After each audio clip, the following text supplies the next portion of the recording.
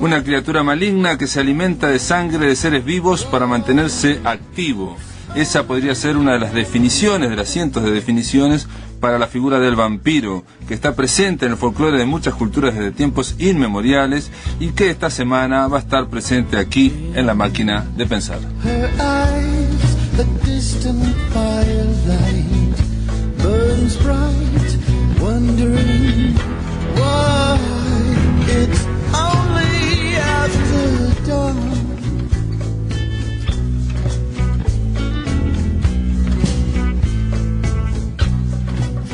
Bienvenidos a Radio Uruguay, aquí a La Máquina de Pensar.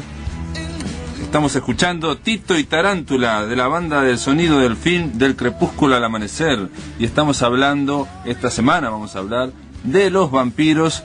Para ello vamos a hablar hoy con Federico Ibáñez, escritor de literatura juvenil e infantil, y con Guzmán Vila, director de una película, La balada de Vlad Tepes. Como siempre, en controles de emisión tenemos a Jorge Pozzi y al Flaco Germán. Lo tenemos ahí en la puesta a punto, en la producción de este programa, La Máquina de Pensar. Quiero decir que hemos recibido la novela de Álvaro Ojeda, de nuestro amigo, el poeta y narrador Álvaro Ojeda. Máximo se llama la novela. Es el hombre que logra encontrarse a sí mismo, dice la contratapa, porque decide contarle su vida a un nieto que lo escucha asombrado. Bien, cuando la leamos, vamos a invitarlo aquí a Álvaro para hablar de esta, su tercera novela. También les digo que los vampiros, probablemente, dicen aquí, la figura del vampiro proviene inicialmente de la necesidad de personificar uno de los arquetipos primordiales en el inconsciente colectivo, según la concepción de Carl Gustav Jung. Medio difícil, pero se trata de uno de los arquetipos, podría ser el denominado sombra, que representa los instintos o impulsos humanos reprimidos más primitivos y que pueden ser la encarnación del mal como entidad o como representación del lado salvaje del hombre o su atavismo bestial latente en el sistema límbico y en conflicto permanente con las normas sociales y religiosas. Bueno, esto puede ser un punto de partida para hablar durante esta semana de los vampiros. Vaya si es un tema que vuelve y vuelve en la moda, y en el siglo XXI la verdad que ha comenzado en el último lustro a tener un impulso importante. Ahora estamos llamamos a Buenos Aires para hablar con Silvio Lang. ¿Cómo andás, Silvio? Hola, buenas noches, Pablo, ¿cómo estás? Buenas noches, amigos, amigas. Les cuento que Silvio Lang es director de teatro, se dedica a la producción teórica de las prácticas escénicas actuales y es el director y, dramaturgo, el responsable de Nada de Dios, un poema teatral de Idea Vilariño. Sí, en realidad estamos trabajando con la poesía de Idea Vilariño y yo lo llamé poema teatral. Uh-huh. Pero es una nominación mía, lo de poema teatral. Uh-huh. Básicamente por esta idea de que es una escena abierta, en la cual, digamos, no hay un guión prefijado para los actores, sino que hay más bien como una serie de leyes de funcionamiento y lógicas de funcionar en la escena y de establecer relaciones en la escena.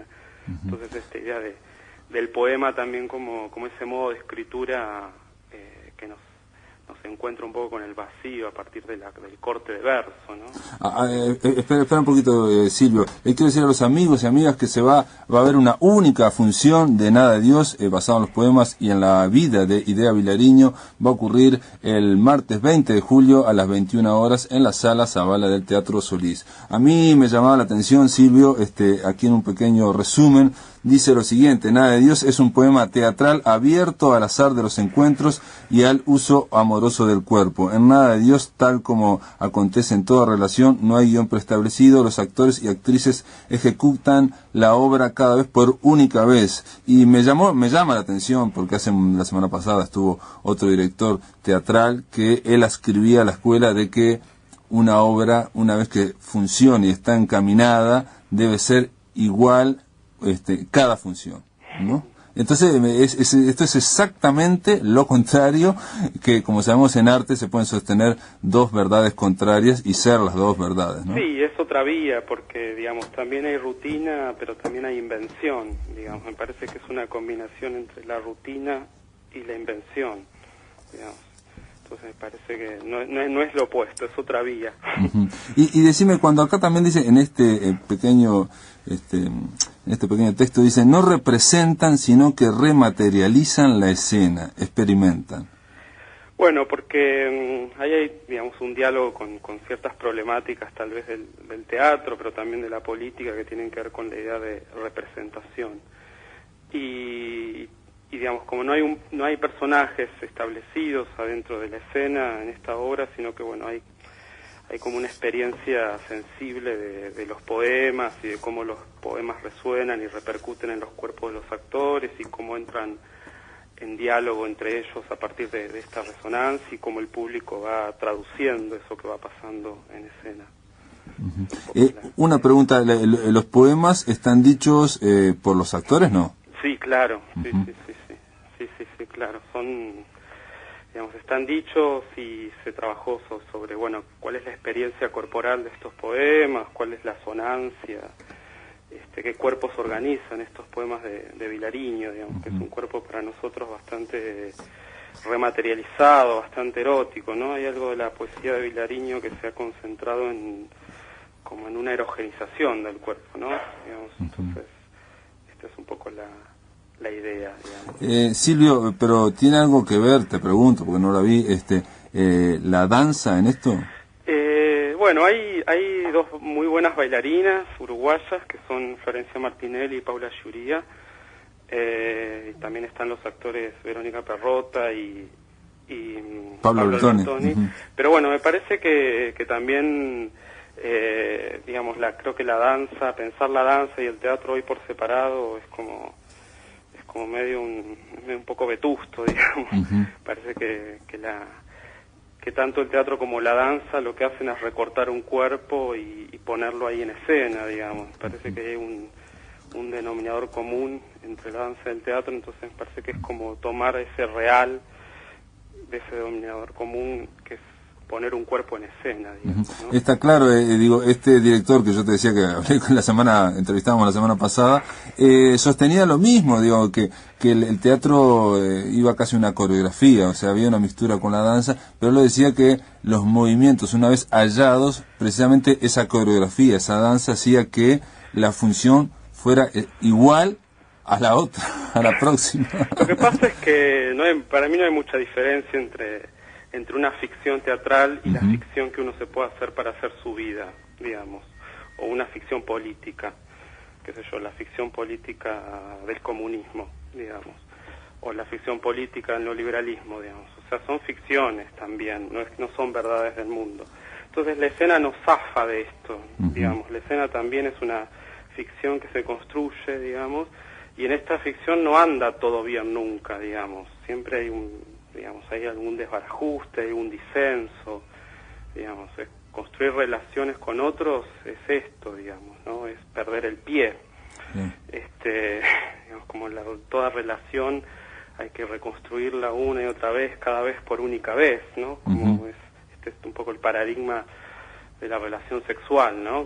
Bueno, que hay que hacerla cada vez, aún con tu propia esposa, digamos, o tu amante.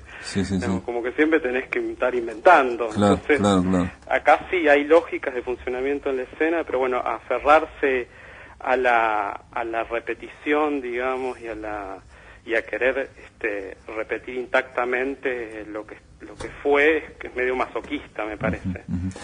Y tiene que ver, digamos, en tu aproximación, ¿no?, a la obra de Idea Vilariño. La poesía, los poemas de Idea eran como muy autobiográficos o autorreferenciales, o el yo poético uno tiende a confundirlo con el yo idea, ¿no?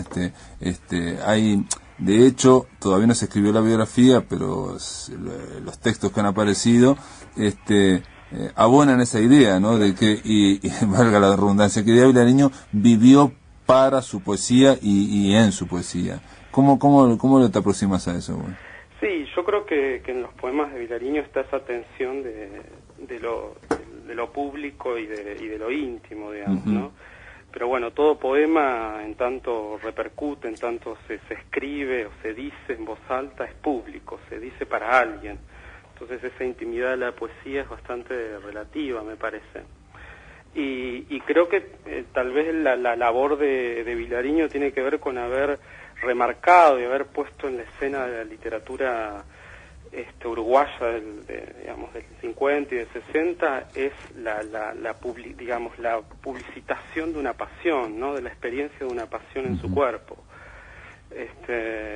Y en ese punto también hay algo político de eso, digamos, de mostrar, de presentarse sensiblemente de otra manera, ¿no? De poner en la cultura experiencias de la pasión, digamos. Sí, o del dominio privado, digamos, claro. Y hacerlos públicos y hacer con eso un poema. En tu caso, Silvio, digo lo que estoy pensando porque al hacer teatro es precisamente poner el cuerpo, ¿no? Dar la cara y poner el cuerpo.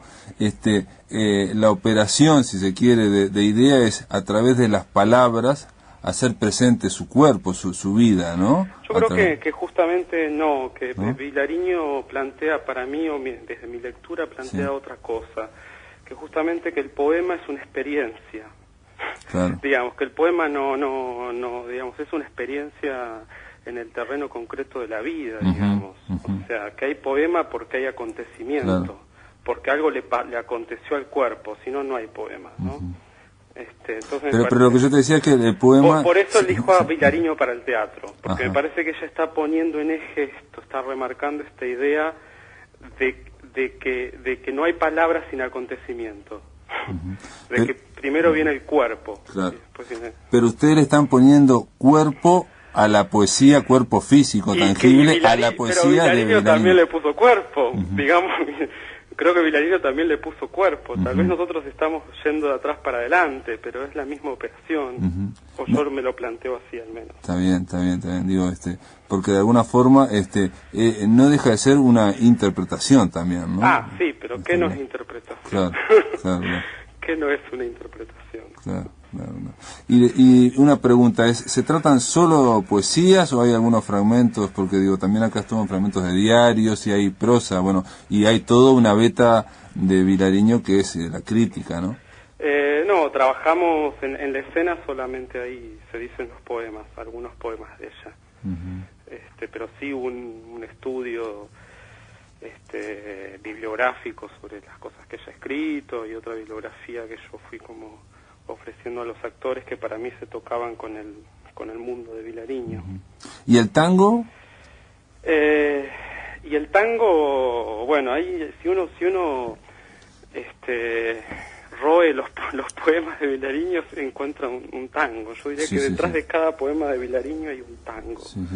Digamos, ahí por algo también ella se dedicó en la ensayística, ¿no? Al tango. Me parece que si uno raspa los poemas de Vilariño encontrás un tango.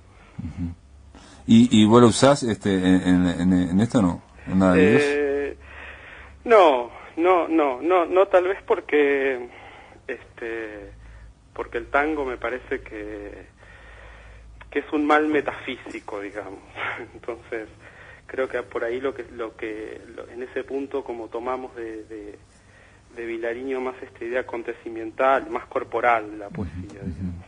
Sí, en la idea hay una actitud de tango, ¿no? Claro, sí. Pero hay otras aristas también, me parece. Esa es una, pero no es por donde nosotros profundizamos, digamos. También estamos hablando de Idea Vilariño, fue traductora de William Shakespeare, que vaya, si Shakespeare es fundamental en el teatro, ¿no? Sí, es una genial traductora de Shakespeare. No es lo mismo leer Shakespeare traducido por ella que, no sé, por Astrana Marino, Valverde, ¿no? Son traductores españoles, es otro Shakespeare. Es otro Shakespeare. Sí, completamente otro. Bueno, muy bien, Silvio Lang es el director, es el dramaturgo encargado de Nada de Dios, poemas de Idea Vilariño. Se trata de una fusión de danza y teatro, se va a exhibir en una única función en la Sala Sabra Muniz del Teatro Solís el martes 20 de julio a las 21 horas. Vas a andar por acá, por lo menos vas a venir a Montevideo, sí, ¿no? Por supuesto, ahí estaré. Bueno, te mando un abrazo grande, Silvio. Gracias, hasta luego. En el aire de Radio Uruguay, La Máquina de Pensar.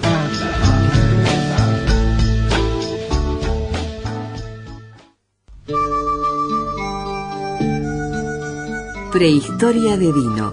Los inéditos de Gastón Charlo Dino y los gatos en 1965.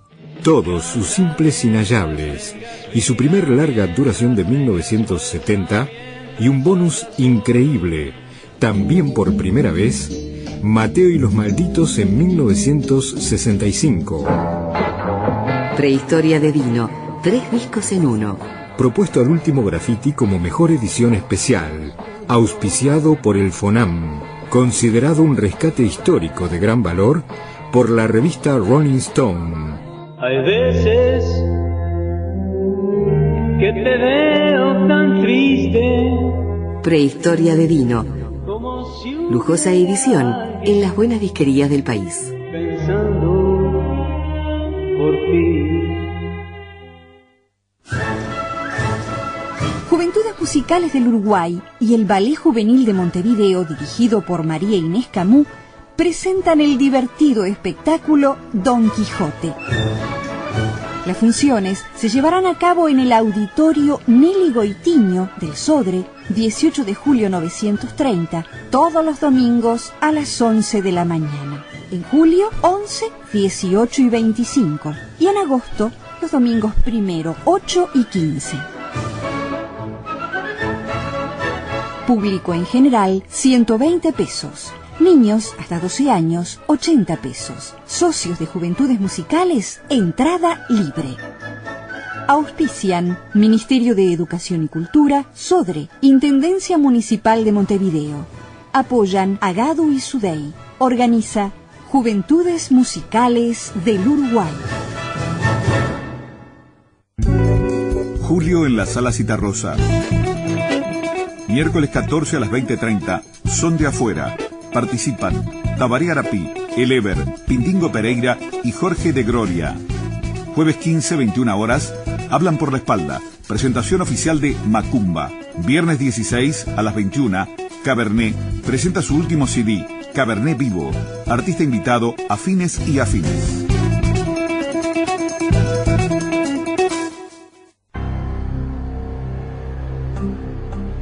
Somos Radio Uruguay, 1050 AM, Montevideo, Uruguay, con su repetidora 103.9 FM en el departamento de Colonia.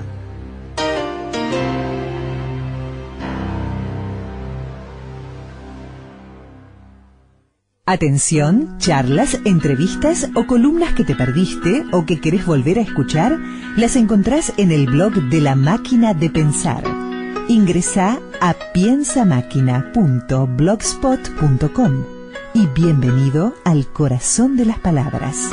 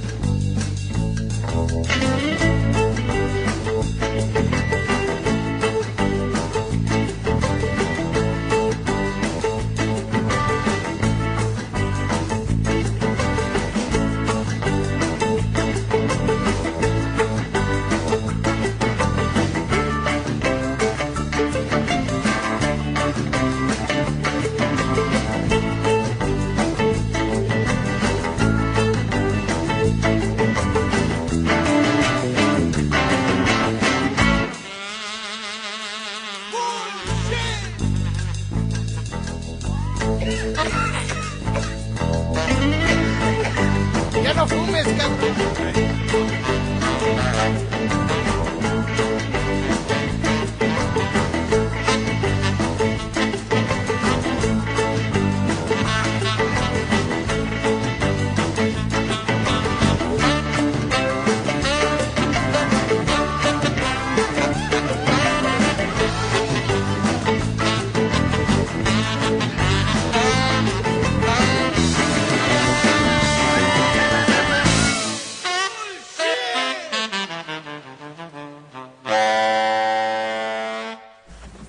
Esta es Torquay de Death Leftovers, es de la banda sonora del Crepúsculo al Amanecer, una película dirigida por Robert Rodríguez, producida por Quentin Tarantino, con George Clooney, con un montón de gente, Harvey Keitel, Juliette Lewis. Es impresionante esa película, por lo menos a mí me encantó, y sirve para empezar como banda sonora para esta charla que vamos a hacer con dos invitados. Uno de ellos es Federico Ibáñez. ¿Cómo le va, Federico? ¿Cómo andan? Federico Ibáñez, ustedes lo saben, es escritor de literatura infantil, juvenil, en fin. Siempre hay que aclararle, sí. Mira con esa cara así. Y entre otras cosas escribió Música de vampiros el año pasado, ¿no? Una novela para jóvenes, ¿no? Que precisamente trata, bueno, del tema de los vampiros. Del tema de vampiros. Y Guzmán Vila, estamos recibiéndolos, es el hombre que dirigió la balada de Vlad Tepes, que es la continuación de Sangre en la Mondiera, que yo no vi. Deberías verla. ¿Cómo le va? No, pero mucho gusto. La balada de Vlad Tepes sí la vi, me llevé sorpresas, por ejemplo, me llevé la sorpresa de que uno de los porteros del edificio es Henry Trujillo, que no estaba acreditado al principio, y la verdad que hace una aparición ahí Henry leyendo un libro. Sí, un libro de él, está leyendo 3 buitres, es un portero que está leyendo 3 buitres y dice, ya le aviso, no sé qué, es una frase, pero también tiene actuaciones más extensas de Elvio Gandolfo, de Laszlo Ederly. Eso para ganarme a los periodistas. Sí, de Gustavo Escarlar, de ¿quién más? De Nacho Alcuri, es un montón de gente. Bueno, aparte actores, Banchero, y después hay actores como Walter Reino o como Elena Pascual y Elena Suasti, casi nada. Obviamente cuando los dos hicieron algo relativo a los vampiros, ¿no? O sea, Federico en la literatura, es en un proyecto que aparte estuve leyendo, te llevó como 5 o 6 años, ¿no? Sí, estuve mucho tiempo, ¿no? Que no, digamos, vos decís que no tiene que ver con la última moda o la última ola del último lustro que hay desde el 2005, 2003, a partir de ese revival, a partir de Eclipse. Sí, hay toda una onda ahora con los vampiros adolescentes y con esta visión sensual y hasta buena de los vampiros, que si bien es una visión que es válida y que está bien, no era particularmente la que a mí más me interesaba. Un poco el lugar de donde yo arranqué para el libro fue el lugar de en realidad plantearme la adicción a la sangre, y agarrarlo del lado de la adicción, y bueno, y a partir de ahí en realidad estudié bastante, incluso leí un libro sobre todas estas comunidades de vampiros que hay, vampiros que son seres humanos que beben sangre de otra persona, en muy pequeñas cantidades.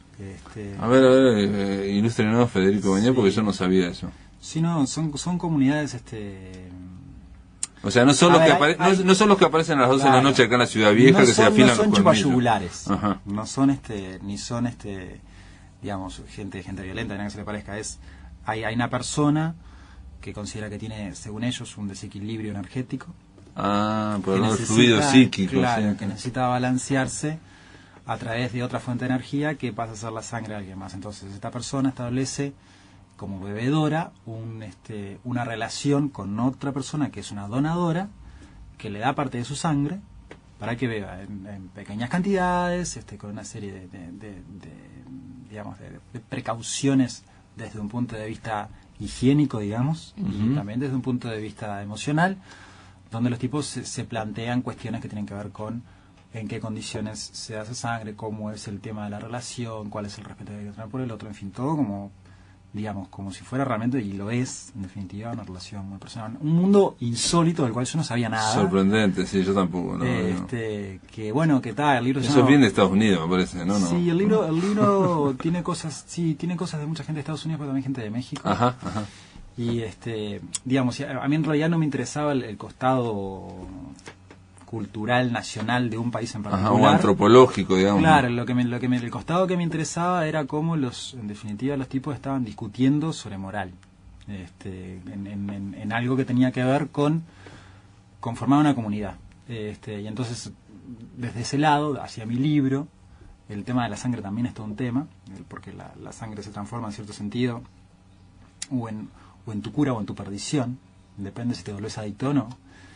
Digamos, tenía mucho que ver, y mucho de lo que se discutía ahí lo volqué hacia el libro, que terminó transformándose, digamos, en como una historia de vampiros que, por lo menos la gente que anda en la vuelta con vampiros, me ha permitido decir que es original, en cierto sentido, claro, desde el punto de vista, ¿no? Desde un universo de los vampiros que a nivel ficcional ha ido evolucionando y enriqueciéndose, digamos, de la fundación que es con Drácula, aunque hay vampiros ficticios o literarios anteriores a Dráculas, pero Drácula es como el gran la gran base, ¿no? Donde está sentada todas las premisas del género y que se ha ido enriqueciendo, ¿no? Ahora yo no vi, pero hay una película se llama Criatura de la Noche, que es una vampira basada en un libro sueca, de un sueco. Sí, yo tengo el libro, Déjame entrar, se llama el libro. No sé si vos lo leíste. No. Es una historia interesante. El vampirismo siempre tiene que ver con, en cierto sentido, con transformarte en algo. Digo, los vampiros son, en cierto sentido, para mi manera de ver, como grandes transformistas. Y bueno, en realidad es la historia de un personaje que se vincula a los 13 años con un vampiro, que es una niña que permanece en esa edad eterna. Claro, eso también estaba en la entrevista con un vampiro. Me acuerdo que había una vampira de 9 años que quedaba en esa edad y iba a tener 400 años y iba a estar siempre con el físico de 9 años, ¿no? La película a mí me gustó mucho más que la novela. La novela me gustó, la película está como muy... Está en cartel ahora, ¿no? Está en cartel. Yo la vi antes, pensé que no iba a llegar a ilegalmente. No, yo la quise bajar y no pude. Maldición. Ahora, volviendo al tema de literatura, se podría decir en este caso que Drácula de Bram Stoker fue de donde todos bebieron. Claro, exactamente, todos chupamos sangre de ahí. Exacto. En el caso digamos, de la balada de Blatepe, que yo vi la película, no innova, digamos, en cuanto a... ni pretende... Está dentro del género, digamos, en lo que vemos un vampiro que, que puede ser policía o que puede estar investigando y está buscando, su hija, digamos. Es vampiro, pero si no era, no te digo que es lo mismo, pero me costó... para las escenas nocturnas, ¿no? En la calle iluminar y todo, estaba complicado, siempre de noche. Pero sí, eso viene de Sangre de la Mondiola, que para enganchar a Silvio Galici, que es el que realmente es fanático de los vampiros, digo... Que es el actor y el guionista. El guionista de la balada, pero en la primera el guión lo hice yo, entonces digo, ¿qué papel le hago a para que se enganche con la película? Entonces le metí, es un detective vampiro. Claro, y entonces es loco la vida de hacerlo. Claro. Y esta segunda... Él había muerto en la primera y como él es fanático de todas las películas de la Hammer, las tiene todas, y quería hacer la balada de Blatepe, la segunda parte de Sangre Mundial, y digo, bueno, si querés, empezás a hacer guión vos si querés hacerlo. Y lo hizo y empezó a conseguir a toda la gente conocida y le hicimos. Ajá. No, porque con respecto al género, digo, el tema de ser un policía, vampiro, digo, eso, había una serial que yo la veía mucho, ahora no me acuerdo, pero era un vampiro también que era un policía, un detective y que trabajaba de noche, ¿no? Sí, era una serial canadiense, no generó mucho, pero en el caso tuyo, Federico, vos decís que enriqueciste, digamos, ese género con ¿no? Sí, yo lo enriquecí. Yo escribí una novela como mejor me salió. Bueno, pero digo, pusiste ahí un par de piezas, moviste alguna pieza. A mí me parece que sobre todo lo que hay ahí, digamos, vos lo que decías de Drácula es un poco como el monólogo interior ese de James Joyce, ¿no? Que arranca o cierra todo lo que es el monólogo interior. Bueno, Drácula encierra todo lo que es el mito del vampiro. Todo, sí. Y como mito, yo creo que tiene muchas lecturas. Y que eso es lo interesante, en definitiva, me parece a mí, del vampiro. Las múltiples lecturas que pueda tener. No para variar necesariamente de la lectura esa más inmediata del mito tal cual era, sino para trabajar en otro nivel, para trabajar el nivel de, bueno, de cómo nos conectamos con los demás, para trabajar a nivel de cómo manejas incluso ser distinto, de cómo manejas el cambio en tu vida, de cómo manejas la crueldad, de cómo manejas tu enfrentamiento a la muerte y a la inmortalidad, y si eso es una vida o es una muerte, porque en definitiva la inmortalidad te impide también conectarte con los otros. Entonces, hay como toda una, digamos, una cuestión ahí que es bien interesante, y toda una cuestión que transcurre junto a eso que tiene que ver con el sexo. Digo, los vampiros son esencialmente sexuales. Ajá, sí. Por más que esté la violencia ahí, hay una seducción. O sea, si vos agarrás el mito del hombre lobo y el mito de los vampiros, es evidente que el hombre lobo, bueno, va y es la furia y es el instinto y es el animal y te devora y punto. Y punto, sí. Esto requiere una seducción. Es más, en el mito original, supuestamente los vampiros tienen que invitarte a entrar a tu casa, si no, ellos no pueden entrar. Sí, vos tenés que invitarlo al vampiro para que entre. O, por ejemplo, en el mito también está que cuando los vampiros van a agarrar a una muchacha, la seducen realmente, jamás la violan ni nada, sino que empiezan a hablar, a mirarla y quedan hipnotizadas. A vos te gusta mucho el cine bizarro, en el caso de Guzmán, pero cada uno de estos géneros o digamos mitos, ya lo tratamos aquí en La Máquina de Pensar con el tema de los zombies, ¿no? Uh-huh. Pero ya sea con el hombre lobo, sobre todo con el vampiro, son metáforas de miedos que tenemos nosotros y que nos ayudan, digamos, o nos ayudan a revitalizarlos o a disfrutarlos o digamos a reírnos un poco, o a exorcizarlos. Pero no siempre son los mismos miedos, o sea, no es el mismo miedo como las invasiones extraterrestres en los 50 que eran los comunistas. Exacto. Ahora sí, eso es diferente, cambia. En el caso de los zombies para mí estaba mucho más claro, digo, porque fue variando, al principio eran, yo qué sé, podía exorcizarse la sociedad de consumo, la competencia, las minorías de la periferia que van, ¿no? Que hay una serie de el tercer mundo, ahí en Tierra de los Muertos. El tema de las enfermedades, ¿no? La vaca loca, el H1N1, o sea, todo eso que puede venir de algo que está mal y que puede generarte deformaciones cerebrales, digo, un montón de cosas. Ahora, en el caso de los vampiros, no, dale vos, él es el enfoque más serio. Bueno, me tiraba con todo, me toca a mí. A mí me parece que cuanto más opaco esté el mito, mejor. Que cuanto menos definamos qué es, mejor. O sea, hay una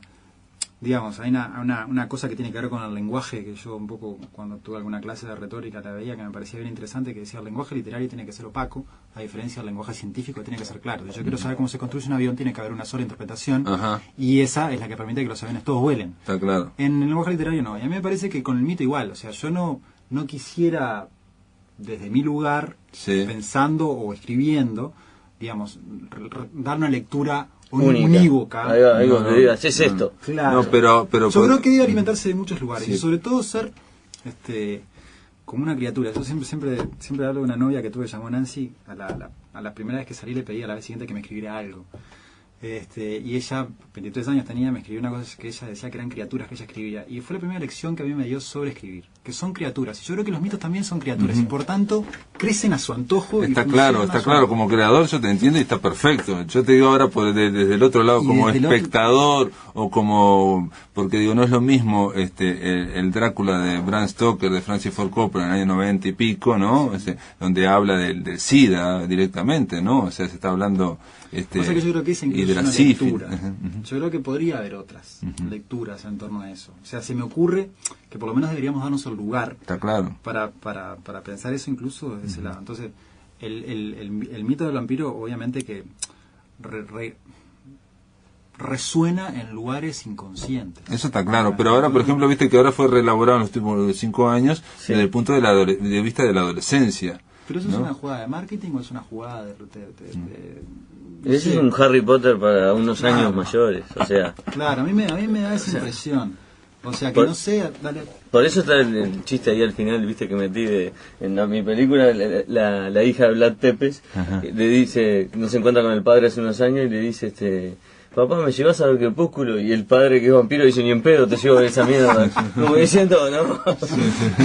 O sea, porque, o sea, está bien, puede haber... No, aparte de Silvio Galisi, que es el que actúa, ha escrito en contra de Crepúsculo, ¿no? Claro, o sea, pero yo prefiero mucho más, antes que Crepúsculo, 30 días de noche, una que sí, está muy buena. No sé cómo está esa Vampiros del Día, no la vi, pero ese tipo, 30 días de noche asustan. Y tiene cosas de los muertos vivientes también, eso de ir escondiéndose, pero esas son las películas que me parece que están mejores, ¿no?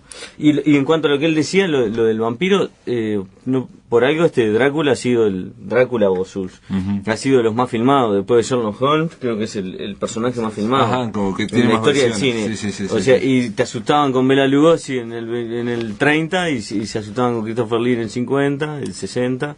Y por algo o sea, siempre con diferentes enfoques, pero cuando algo perdura tanto, obviamente tiene una atracción. Que no sé si es la romántica que quiso hacer Coppola y le puso Bram Stoker Drácula y no es, porque la cambió bastante. Sí, está cambiado. Pero yo prefiero, aunque a vos no te gustó, lo hablábamos ahora, el enfoque del maestro John Carpenter, que mezcló western con vampiros y quedó espectacular. Sobre todo a mí lo que me despierta de los vampiros es como digamos, esa invitación a lo prohibido. Ajá. Entonces esa invitación a lo prohibido, desde Blancanieves, digamos, desde los cuentos de hadas, tiene que ver con nosotros en un sentido bastante atemporal. Digo, que más allá de que puedas vos en algún momento asociarlo en un momento particular de la historia a algo, la atracción de lo prohibido, el cambiar tu esencia por vivir para siempre, digamos, el cambiar algo que vos consideras que es bueno por otra cosa que puede ser buena pero más oscura, en fin, el cómo lidias con la muerte. Me parece que todo eso está funcionando en nuestras cabezas para que haga que este mito, más allá de cómo es exactamente la historia de su origen, de cómo es que funciona en Drácula, funcione a miles de aspectos diferentes, porque se expresa también hasta en Batman, hay versiones de Batman más vampiresco, entonces... Sí, también hay que aclarar que fue en el siglo XIX que apareció Drácula, que también es el siglo de las máquinas, del progreso, pero también es el del romanticismo. Después de la pausa continuamos hablando de vampiros con Federico Ibáñez y con Guzmán Vila. En el aire de Radio Uruguay, La Máquina de Pensar.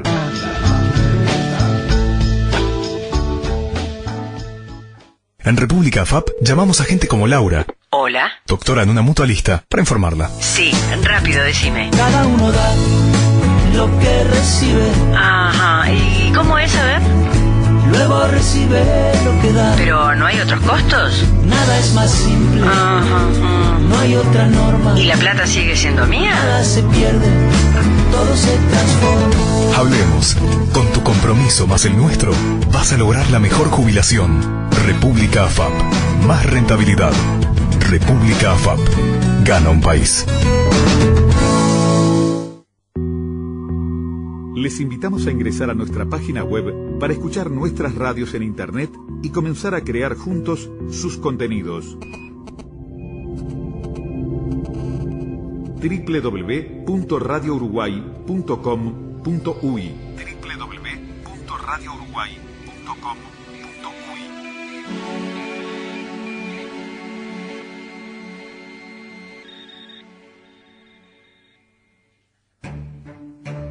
Todos los lunes, a partir de las 21 horas, Radio Uruguay abre un espacio para mirar la realidad desde otra perspectiva. Bancada femenina.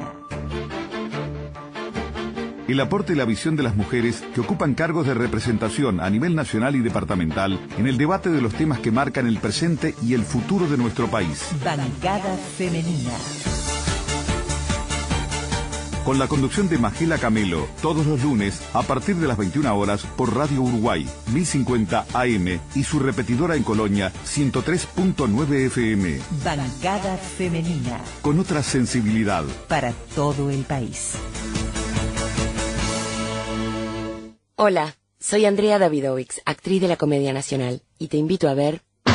Roberto Zucco, de Bernard Marie Coltés. Dirección, Alfredo Goldstein. Teatro Solís. 19 únicas funciones. Comedia Nacional. Temporada 2010.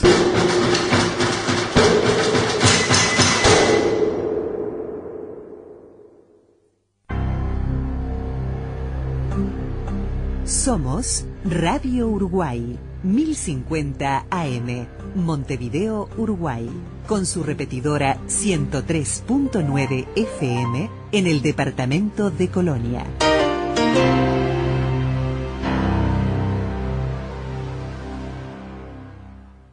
Atención, charlas, entrevistas o columnas que te perdiste o que querés volver a escuchar, las encontrás en el blog de La Máquina de Pensar.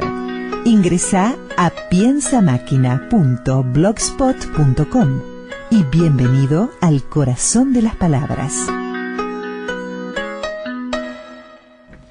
Bueno, volvemos con el escritor Federico Ibáñez y con el cineasta, Guzmán Vila. Cineasta Guzmán Vila, que hizo La balada de Vlad Tepes, cuyo guionista y actor Silvio Galisi está en España presentándola en la Semana Negra de Gijón.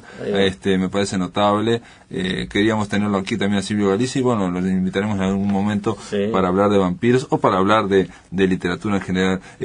Fuera de los micrófonos nos enganchamos a hablar de una película que es la banda sonora de esta semana, que es Del crepúsculo al amanecer. Y con Guzmán, me decía Guzmán que esta es una película que la gente o quiere o rechaza, no hay términos medios, ¿no? Como todas las grandes películas.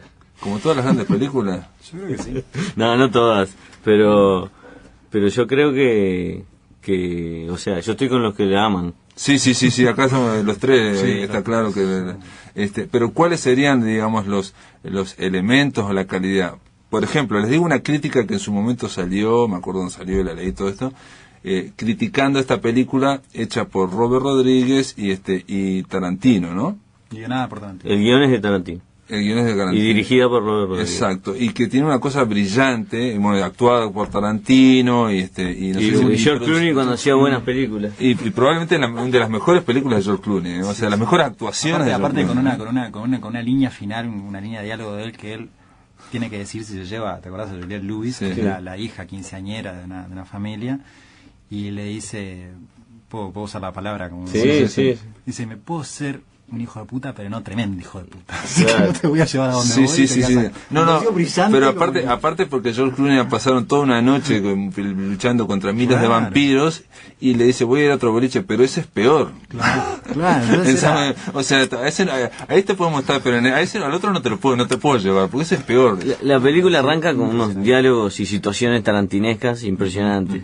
Lo que pasa es que la gente, yo creo que esta película es del 96 y la gente estaba todavía con los últimos coletazos de Pulp Fiction y querían otra Pulp Fiction cuando estaba Tarantino. Pero tiene una cualidad que yo quería destacar más allá de los vampiros, que esta película, El crepúsculo al amanecer, que es que está planteada como en un género y la mitad de la película, un 40% va en un género road movie, ¿no? O sea, con unas premisas claras, ¿no? Realistas, de película tarantina, con humor y ultraviolencia, ¿no? Y en la mitad ellos van a un boliche a recibir una mercadería, no sé qué cosa, un contacto tenían que hacer, y se transforma en una película de vampiros. Sí, a mí lo que me parece que yo soy tarantinista casi que fundamentalista, o sea, lo único que no puedo, la única película que no terminé de defender a Tarantino es Jackie Brown, porque no me gustó mucho, pero después a mí me parece que lo que Tarantino sabe hacer muy bien es jugar con las expectativas del tipo que está mirando la película de una manera muy inteligente, para, primero que nada, siempre sorprenderlo, pero además para sorprenderlo, en algún sentido mostrarle algo sobre sí mismo, sobre el propio espectador. Entonces, que es algo muy difícil de hacer. Y es algo muy difícil de hacer con la calidad que hace. Entonces, él arranca la película, si ustedes se acuerdan bien, arranca en un bolichito en el medio de la nada. En medio de Arizona, el desierto. Llega un tipo que le dice al que está en el bolichito, viste que se escaparon dos, que parece que son unos ladrones, que no sé qué, con una mujer secuestrada. Con la gorda. Claro, mira acá, el tipo policía, llegan acá, los mata a tiro, que no sé qué. El tipo, el que está en el bolichito le dice, sí, bueno, está. El tipo se va para el baño, a Tarantino le encanta mandar a los personajes para el baño y que cambie todo, ¿no? Que pase algo. Y entonces vos en eso viste una cosa de quietud, de que no pasa nada, salen estos dos tipos que estaban ahí escondidos con armas, a punto de asaltar y de robar, ¿no? Entonces, todo el tiempo el tipo está haciendo esta cosa que se llama escribir a contraescena, que lo hace muy bien. Y lo que hace acá no es solamente escribir una escena a contraescena, jugando al revés de cuáles son tus expectativas, sino que escribe una película entera a contraescena, porque vos arrancas sabiendo que hay algo de vampiros, ves que la película arranca para un lado que no tiene nada que ver con los vampiros, y cuando decís, entonces no va a haber nada de vampiros, me equivoqué yo. Como te estás por levantar para irte.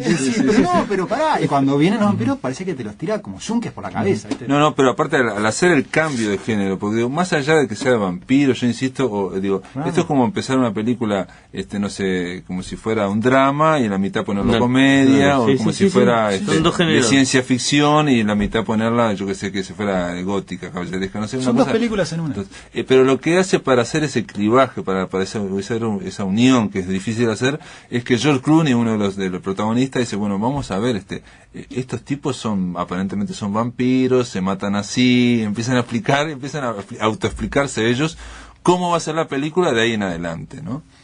Y sí. Claro, igual ellos tenían que llegar a ese bar, o sea, en la película ellos tenían que ir a entregar algo, ir a buscar algo, se iban a escapar ahí para encontrarse, ahora no me acuerdo bien, con alguien que los iba a llevar. Carlos, claro. Entonces lo van a buscar a que aparte es una escena, ¿cómo te digo? Es una escena de la guerra de las galaxias, eso de caer en la cantina donde te vas a encontrar con el asistente o con Han Solo. Claro. Entonces, los tipos lo que hacen en definitiva es llegar a esa famosa escena de la cantina, solamente esa escena de la cantina, así que un momento que es la película.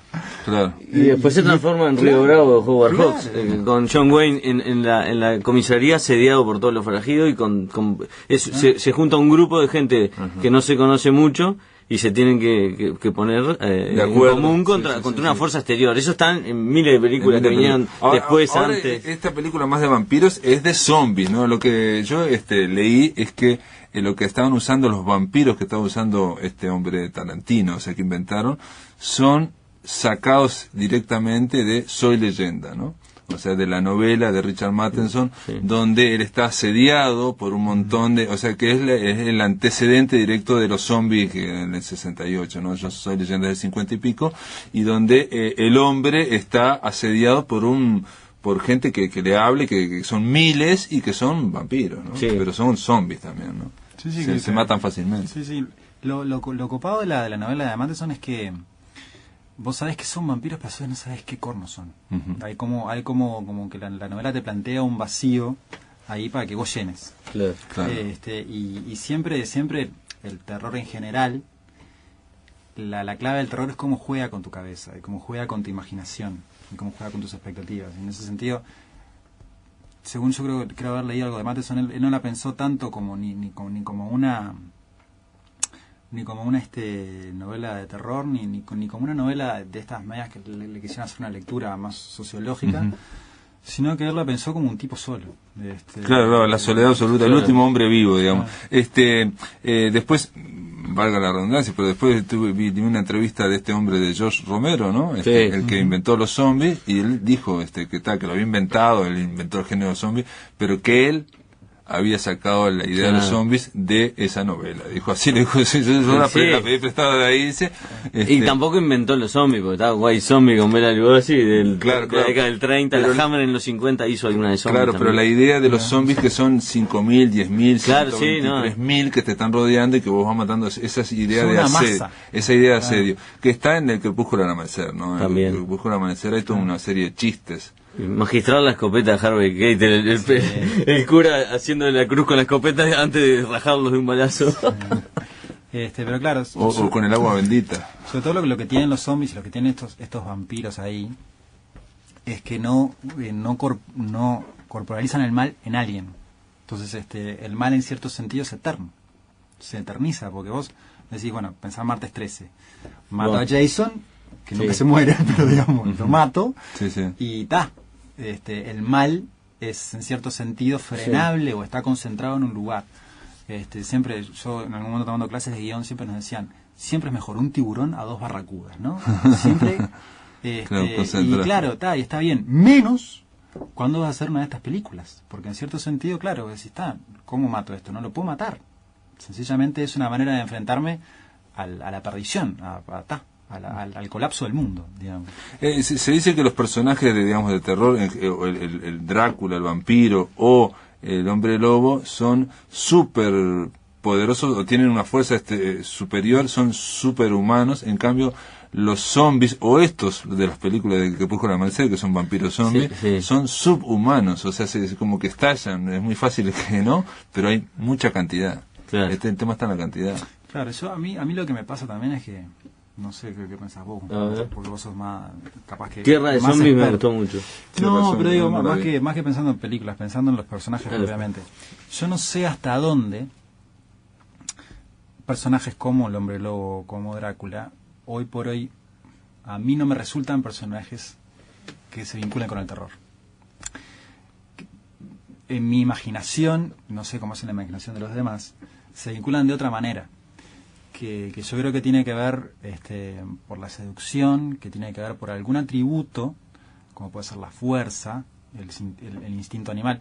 Si te pensás en el Hombre Lobo, aquella versión que hicieron Michelle Pfeiffer y Jack Nicholson, en realidad la visión del Hombre Lobo era como la capacidad en cierto momento de hacerte cargo de tu vida. Jack Nicholson, al volverse Hombre Lobo, puede controlar su vida y sacarla competir adelante. aparte. No, y aparte el maquillaje de Jack Nicholson, poco maquillaje al final, porque es mucha actuación. Es muy leve. Y entonces a mí me suena que en realidad casi que, así como sea este proceso muy extraño de que a partir de la película 4 o 5 de Martes 13 o de Pesadilla en lo profundo de la noche, los personajes se vuelven más el ícono. Claro, con Michael Myers, claro. Y es una máscara. Pasa a ser una máscara. Son una máscara, es una especie como de ícono que vos vas a ver el ícono. Más que, cuando aparece, en vez de asustarte. Era como una situación extraña, hasta de empatía con este personaje. Con Freddy Krueger. Claro. Pero digo, en la medida en la cual, sobre todo el vampiro, tiene esta cosa seductora, para mí trabaja desde un nivel que es diferente al del miedo. Porque o en todo caso despierta miedos que son miedos que vos llevas adentro sobre vos mismo, más que miedo al propio vampiro. No sé, es algo que, digamos, no lo tengo claro en mi cabeza, tiene que ver con una impresión. Es que, por ejemplo, yo hablo de las películas porque no he leído tanto de vampiros. Leí Drácula y La Hora del Vampiro de Stephen King. Que la película es excelente, que es una miniserie, la de David Soul. Sí. Pero, o sea, las de Drácula cuando era chico me asustaban, las de Christopher Lee, pero ahora las miro y me gusta el decorado, como en 3 mangos hacían las películas. Las encuentro atractivas por otras cosas, ¿no? Las actuaciones esas teatrales, pila de cosas, pero ahora estoy de acuerdo con él que si haces una Drácula, creo que se está haciendo, una Drácula de vuelta, lo mismo con el castillo y eso, como que hay que buscar otras variantes, porque ya no asusta eso, o sea... Bueno, ahora lo que pasa es que las películas de terror te asustan solo con los ruidos de golpes de efectos y poca cosa más, no tienen mucho por ofrecer.